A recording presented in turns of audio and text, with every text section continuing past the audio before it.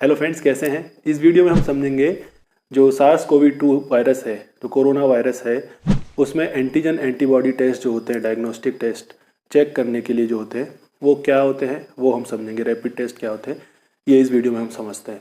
तो अगर आप भी इसकी जानकारी चाहते हैं तो वीडियो को लास्ट तक देखते रहिए, और चैनल में नए हैं या पहली बार विजिट कर रहे हैं तो सब्सक्राइब करके बेल आइकन क्लिक कर लेना है नोटिफिकेशंस के लिए। चलिए शुरू करते हैं। मैं हूँ डॉक्टर हरिशंकर सोनी और आप देख रहे हैं इजी डेंटिस्ट्री। चलिए समझते हैं इसको। तो हम बात कर रहे हैं सार्स कोवी 2 की। अब जिन्हें नहीं पता है तो ये नाम है कोरोना वायरस का, जनरली हम इसको कोरोना वायरस बोलते हैं। और बहुत पहले एक वीडियो बनाया हुआ था जब स्टार्ट हुआ था कोरोना, इसको उस समय नाम दे दिया गया था N corona virus. N corona virus क्योंकि बताया होता आप लोगों की जो कोरोना वायरस है ये ग्रुप ऑफ वायरस है, कोई एक वायरस नहीं है। तो जो अभी अफेक्ट कर रहा है उसको नाम दिया गया था एन कोरोना वायरस, नया कोरोना वायरस जिसको हम बोलते थे नोवल कोरोना। उस समय इसके इफेक्ट ज़्यादा नहीं पता थे, नया कोरोना वायरस था, इसलिए नोवल कोरोना वायरस या एन कोरोना वायरस को नाम दिया गया था।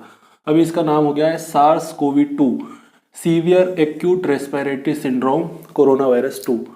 Severe acute respiratory syndrome, severe means बहुत ज़्यादा इफेक्ट ये करता है, एक्यूट मतलब कि बहुत जल्दी करता है। एक होता है एक्यूट, एक होता है क्रोनिक। क्रोनिक मतलब जो धीरे धीरे कई समय से होता आ रहा है, एक्यूट जो तुरंत होता है, तो तुरंत ये इफेक्ट करता है, इसलिए acute respiratory syndrome. Respiratory syndrome जो हमारे लंग्स को इफेक्ट करता है, जो हमारे रेस्पिरेटरी सिस्टम है, श्वसन तंत्र जो हमारा है उसको इफेक्ट करता है, इसीलिए रेस्पिरेटरी सिंड्रोम। तो SARS severe acute respiratory syndrome corona virus 2, generally हम जिसको बोलते हैं कोरोना वायरस या ह्यूमन कोरोना वायरस भी जिसको हम बोलते हैं।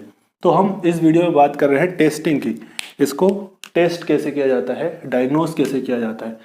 दो टेस्ट होते हैं, एंटीजन टेस्ट और एक एंटीबॉडी टेस्ट। तो पहले हम एंटीजन टेस्ट देख लेते हैं, इजी करके हम इसको समझेंगे, जितना इजी हो सके, जितना हमारे लिए ज़रूरी है उतना ही।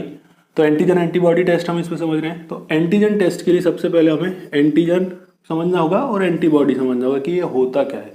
देखिए, जो एंटीजन होता है ये कोई भी एक्सटर्नल सब्सटेंस, बाहरी सब्सटेंस जो हमारे बॉडी में अटैक करता है और इसके चांसेस है कि ये रेप्लिकेट करके डिसीज पैदा कर सकता है, डिसीज कर सकता है, उसको हम बोलते हैं एंटीजन।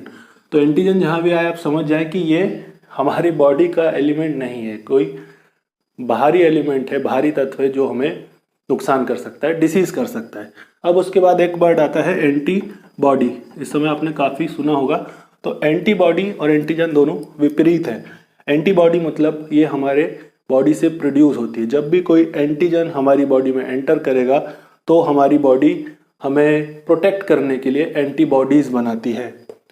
इजी करके हम समझे तो हमारा प्रोटेक्शन सिस्टम, हमारे सैनिक, अगर किसी दुश्मन ने अटैक किया है, एंटीजन ने अटैक किया है, तो जो हमारी रक्षा करेंगे, सैनिक जो हमारी रक्षा करेंगे, बॉडी से निकलेंगे, उसको हम एंटीबॉडी बोलते हैं। और हर डिसीज़ के लिए एंटीबॉडीज़ अलग होती है, हर एंटीजन के लिए एंटीबॉडीज़ अलग होती है, इसीलिए टाइम लगता है। तो हमारे शरीर का मैकेनिज्म ऐसा है कि बहुत सारी डिसीज़ जो है ऐसे ही ठीक हो जाती है, हमारा शरीर एंटीबॉडी प्रोड्यूस करके उनको किल कर देता है, एंटीजन्स को। जैसे जनरली सर्दी खांसी जो हो जाती है, एक एग्जांपल मैं आपको बताता हूँ। तो आपने देखा होगा कि अगर आप इसकी मेडिसिन नहीं लेते हैं तो भी कुछ दिनों में आप ठीक हो जाते हैं। ऐसा है, एक कहा जाता है कि अगर आपको सर्दी खांसी हुई है, अगर आप दवाई लेते हैं तो आप 7 दिन में ठीक हो जाएंगे, अगर नहीं लेते हैं तो आपको 1 वीक लग जाएगा ठीक होने में। मतलब कि लेंगे तो भी ठीक हो जाएंगे, नहीं लेंगे तो भी ठीक हो जाएंगे। अच्छा, अगर हम मेडिसिन नहीं ले रहे हैं तो फिर ठीक कैसे हो जा रहे हैं। अगर एंटीजन हमारी बॉडी में गया, सर्दी खांसी हमें हो गया और हम कोई मेडिसिन नहीं ले रहे हैं उसको किल करने के लिए, तो कैसे ठीक हो गया। वो होता है एंटीबॉडी के कारण। हमारी बॉडी हमें प्रोटेक्ट करने के लिए एंटीबॉडीज़ बनाती है और खुद से हमें ठीक कर लेती है। लेकिन जिन डिसीज़ के बारे में पहले से कोई अटैक नहीं हुआ है, उसकी एंटीबॉडीज़ है ही नहीं, मेमोरी शरीर में है ही नहीं एंटीबॉडी बनाने के लिए, जैसे मैंने आपको बताया हर एंटीजन के लिए अलग एंटीबॉडी होती है, तो हमें ज़्यादा इफेक्ट करता है, जो अभी कोरोना वायरस के साथ हो रहा है। तो वैक्सीन यही काम करता है, जो एंटीबॉडी प्रोड्यूस करने के लिए मेमोरी सेव करके रखता है। और आपने इसलिए देखा होगा जब भी वैक्सीन लगता है, क्योंकि वो माइल्ड फॉर्म होता है वायरस का, तो जब भी वैक्सीन लगता है तो जिस भी डिसीज़ के लिए लग रहा है उसके कुछ सिम्टम्स आते हैं।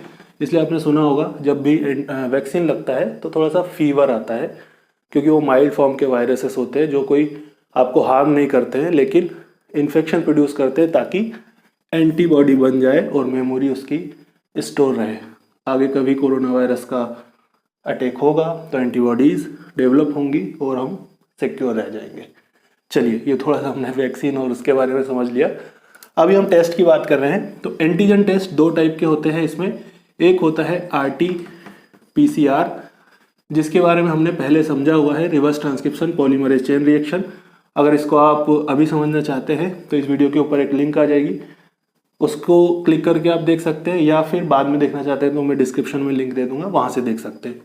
दूसरा होता है रैपिड एंटीजन टेस्ट।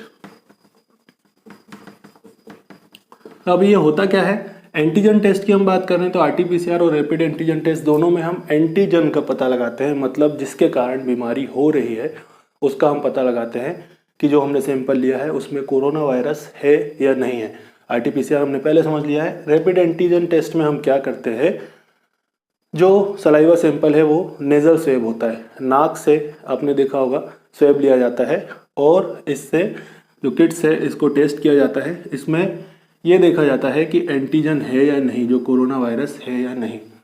जल्दी इसके रिजल्ट्स आ जाते हैं, 20 मिनट करीब में इसके रिजल्ट आ जाते हैं। और ये कब किया जाता है? जब पेशेंट को एंटर करना हो, मतलब कि हमें पता नहीं है कि है या नहीं, हॉस्पिटलाइज करना हो, या फिर जब हमें जल्दी रिजल्ट्स चाहिए हो, या फिर अभी इस समय में और कहाँ यूज़ हो रहा है, जब एक स्टेट से दूसरे स्टेट में आप जा रहे हैं, कोई एक इन्फेक्टेड स्टेट है उससे आप दूसरे स्टेट में अगर जा रहे हैं, किसी एक राज्य से दूसरे राज्य में जा रहे हैं तो टेस्टिंग हो रही है, तो एंटीजन टेस्ट किया जाता है ताकि जल्दी हो जाए। अब RT-PCR करेंगे तो इसमें 2 दिन का समय लग जाता है, इसलिए रैपिड एंटीजन टेस्ट किया जाता है। लेकिन जितने भी टेस्ट अभी हो रहे हैं वो 100% सही नहीं होते हैं, इसीलिए रैपिड टेस्ट करने के बाद भी RT-PCR टेस्ट करना होता है। तो कुछ कंडीशंस में रैपिड एंटीजन टेस्ट किया जाता है जल्दी रिजल्ट चाहिए तो, लेकिन सबसे स्पेसिफिक अभी RT-PCR को माना गया है, अच्छे इसके रिजल्ट्स आते हैं। तो ये है rapid antigen test. Antigen test में हम दोनों टेस्ट में एंटीजन जो वायरस है उसको डिटेक्ट करते हैं। अब एंटीबॉडी आपको मैंने बता दिया, एंटीबॉडी टेस्ट में इसमें होता है रैपिड एंटीबॉडी टेस्ट। अब इसमें क्या चेक करेंगे? एंटीबॉडी को टेस्ट करेंगे। अब देखिए, जब भी एंटीजन अटैक करेगा एंटीबॉडीज़ बनेंगी और जो हम टेस्ट कर रहे हैं वो एंटीबॉडी को टेस्ट करेगा। इसमें हम ब्लड सैंपल को यूज़ करते हैं। एक किट होती है जिसमें यहाँ पर ब्लड डाल दिया जाता है और ये डिटेक्ट करके बताता है कि एंटीबॉडीज़ है या नहीं है। कैसे टेस्ट होता है इसका? अगर आपकी बॉडी एंटीबॉडी प्रोड्यूस कर रही है, पहले आपकी बॉडी नॉर्मल थी, तो इससे चेक किया जाता है अगर कुछ समय में, कुछ दिनों में आपकी जो बॉडी है ज़्यादा एंटीबॉडीज़ बना रही है, इसका मतलब आपको इन्फेक्शन हुआ है, किसी एंटीजन का इन्फेक्शन हुआ है और ये पॉजिटिव रिजल्ट देता है कि आपको इन्फेक्शन हुआ है, आप इन्फेक्टेड है, इसलिए आपकी बॉडी जो एंटीबॉडीज़ जल्दी जल्दी प्रोड्यूस कर रही है, लड़ने की कोशिश कर रही है जो एंटीजन आया है उससे। अब ये भी जल्दी हो जाता है रैपिड जैसे हम देख रहे हैं, लेकिन सबसे स्पेसिफिक ये है, फिर से मैं एक बार आपको बता देता हूँ। तो ये जल्दी हमें रिजल्ट जब भी चाहिए वो रैपिड एंटीबॉडी और रैपिड एंटीजन टेस्ट किए जाते हैं। अब एंटीबॉडी टेस्ट का डिसएडवांटेज क्या है? देखिए, जब भी एंटीजन का अटैक होगा बॉडी में तो तुरंत एंटीबॉडीज़ नहीं बनाती है, हमारी जो बॉडी है तुरंत एंटीबॉडी बनाना शुरू नहीं करती है। लगभग 3 से 4 दिन हो जाएंगे एंटीजन को, तब ये एंटीबॉडी बनाना शुरू करेगी और ये डिटेक्ट करेगा एंटीबॉडीज़ को।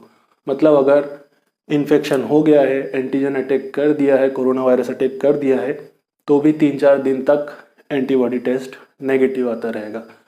और इसका एक और डिसएडवांटेज है, अगर हम ठीक हो जाएंगे, जो इफ़ेक्ट हुआ है कोरोना वायरस का वो इन्फेक्शन निकल गया, हम ठीक हो गए, इसके बाद भी कुछ टाइम तक, कुछ दिनों तक एंटीबॉडी टेस्ट पॉजिटिव आता रहेगा, क्योंकि ठीक होने के बाद भी हमारी जो बॉडी है एंटीबॉडी प्रोड्यूस करती रहती है। तो इसका ये डिसएडवांटेज है, इसलिए RT-PCR इसके लिए सबसे स्पेसिफिक है। और जैसे मैंने कहा, सभी टेस्ट जितने भी हैं 100% अभी कंफर्म नहीं होता है, इसीलिए एक और टेस्ट होता है, CT स्कैन किया जाता है और CT स्कोर बताया जाता है कि कितना लंग इन्वॉल्वमेंट आपका है। अभी हम किसी और वीडियो में समझेंगे, अगर आप इसको समझना चाहते हैं CT स्कैन, CT स्कोर, तो कमेंट कर दीजिएगा, इजी करके हम समझेंगे किसी वीडियो में। तो ये था antigen antibody test SARS-CoV-2 virus के लिए, कोरोना वायरस 2 के लिए। तो इस वीडियो में इतना ही। होपफुली आप लोगों को समझ आया होगा। अगर आपके लिए हेल्पफुल रहा है वीडियो तो इसे आपको आगे शेयर जरूर करना है, और कमेंट सेक्शन में अगर बताइए किन टॉपिक पर और वीडियोस आप देखना चाहते हैं। चलिए जल्दी मिलते हैं नेक्स्ट वीडियो में एक और नए टॉपिक के साथ। Thanks for watching.